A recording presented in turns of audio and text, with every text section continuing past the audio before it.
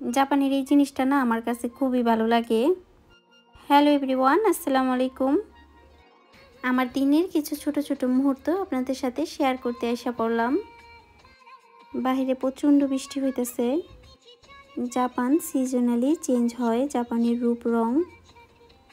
এই তো কিছুদিন আগে গেল সাকুরা, তারপর বেগুনি ফুল, গোলাপ, আমি বেগুনি ফুলটার নাম জানি না, তারপর হইতেছে টিউলিপ। এখন জাপানের সবার বাসার কোনায় কোনায় সবজি আর ফুল গাছ। এই এখনই তো সিজন গাছ বোনার। এই কয়েকটা মাসে গাছ ভালো মতো হবে। শীত আসার পরপরই সব গাছ মরে যাবে আর বড় বড় গাছের পাতা ঝরে যাবে। বাসার সামনে তেমন জায়গা নেই, তারপরও বাসার সামনের কোটাতে বিভিন্ন ধরনের ফুলের টব দিয়ে রাখবে। এ কারণে জাপান এত সতেজ। জাপানিজদের এই জিনিসগুলো না খুবই ভালো লাগে। জাপানিজরা না ঘরের ভেতরটা যেমনই থাকুক না কেন, বাহিরটা না খুব সুন্দর করে রাখে। নর্মালি ওরা ঘরের ভেতরটা খুবই সিম্পল রাখে। কারো কারো বাসায় নাকি বেডও থাকে না। বৃষ্টি পড়া দেখে ভাবতেছিলাম বোনা খিচুড়ি রান্না করব। যেই বাবা আর সেই কাজ।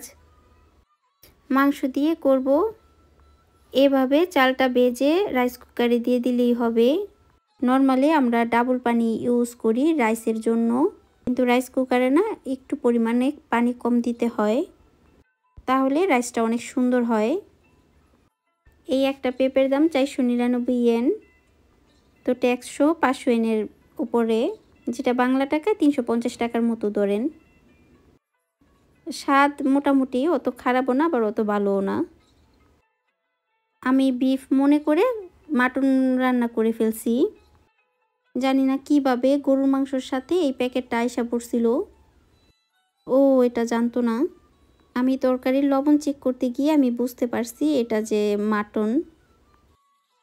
তারপরে প্যাকেট চেক করতে গিয়ে দেখি আসলে এটা মাটন ছিল। ছোটকালে আমি একবার কুরবানিতে খাসি কাটা দেখছিলাম, ওই থেকে যে গন্ধ পাইছি আর খাওয়া হয় নাই আমার।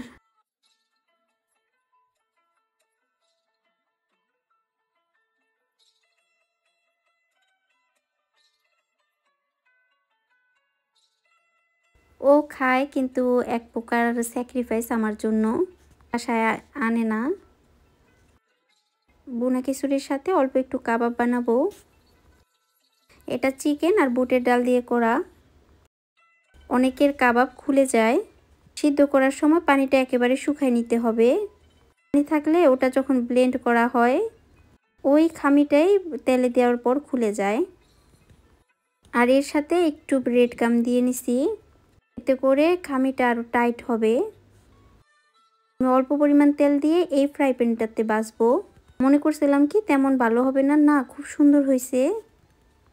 রান্নাও শেষ, আমার ভিডিও শেষ। আজকের ভিডিওটা এখানে শেষ করতেছি। আল্লাহ হাফেজ।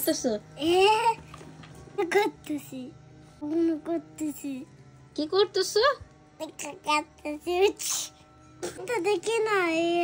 দেখি নাই হইতেছো।